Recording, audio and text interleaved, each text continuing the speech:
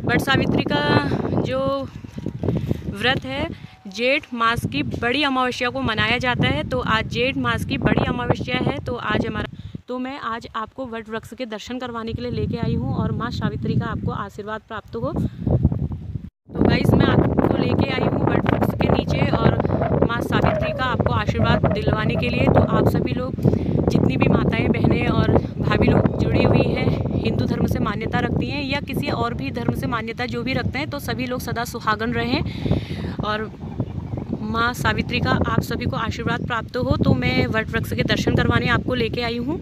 तो हिंदू धर्म की मान्यता के अनुसार यहाँ पर माँ सावित्री ने अपने पति सत्यवान के प्राण वापस लेके आई थी।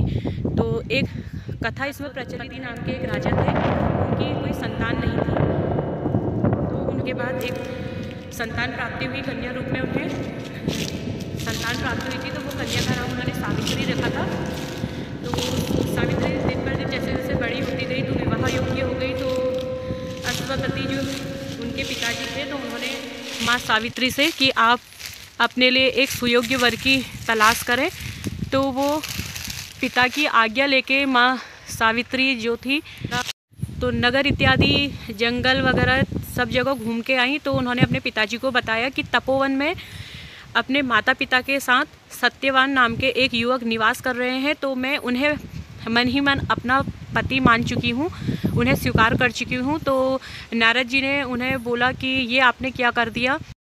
तो देवर्षि से अश्वपति उन शंका का कारण पूछते हैं कि आपने सत्यवान के क्यों अयोग्य सिद्ध किया।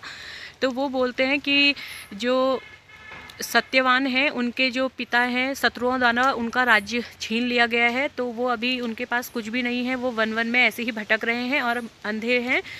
और साथ में जो सत्यवान है वो भी अल्पायु हैं, केवल 14 वर्ष की आयु ही प्राप्त करके आए हुए हैं वो, और अभी 12 वर्ष उनको हो चुके हैं। तो दो ही वर्ष शेष है अब उनकी आयु के करके। तो सावित्री बोलती हैं माता सावित्री कहती हैं कि हिंदू धर्म की मान्यता के अनुसार कन्या को एक ही बार अपना पति चुनने का अधिकार है। तो मैं उन्हें अपने लिए पति स्वीकार कर चुकी हूँ। तो माँ सावित्री के कहने पर अश्वपति जो कि माँ सावित्री के पिता हैं वो धूमधाम से सत्यवान के संग उनका विवाह कर देते हैं और विवाह के बाद वो दोनों खुशी खुशी रहने लगते हैं। लेकिन धीरे धीरे समय व्यतीत होता गया।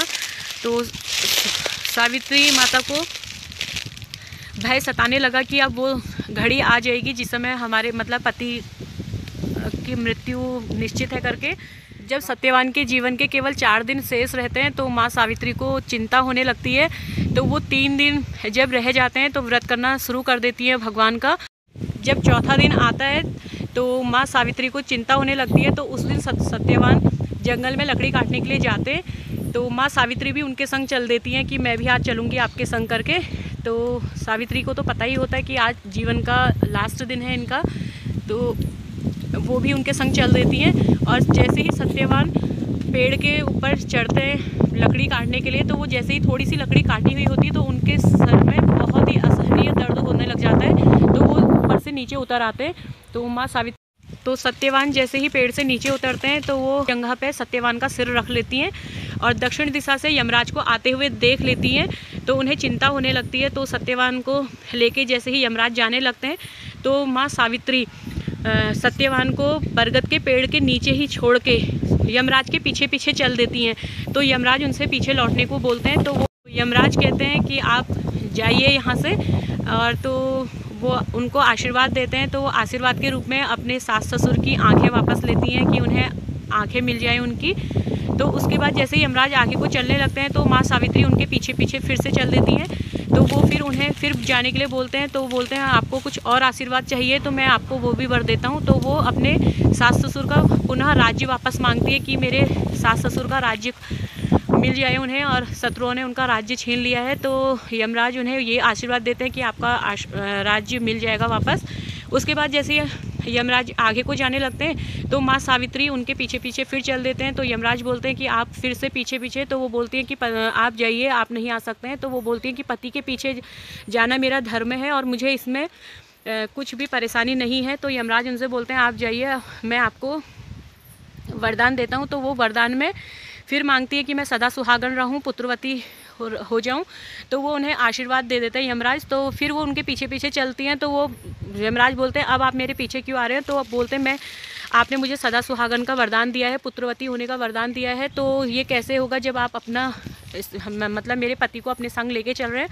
तो यमराज उनकी इस सूझबूझ से बहुत ही प्रसन्न होते हैं। यमराज उनकी पतिव्रता को देख के बहुत ही प्रसन्न हो जाते हैं और उन्हें सत्यवान जब उनको सत्यवान वापस मिल जाते हैं तो वो उसी स्थान पर वापस आती हैं वट वृक्ष के नीचे।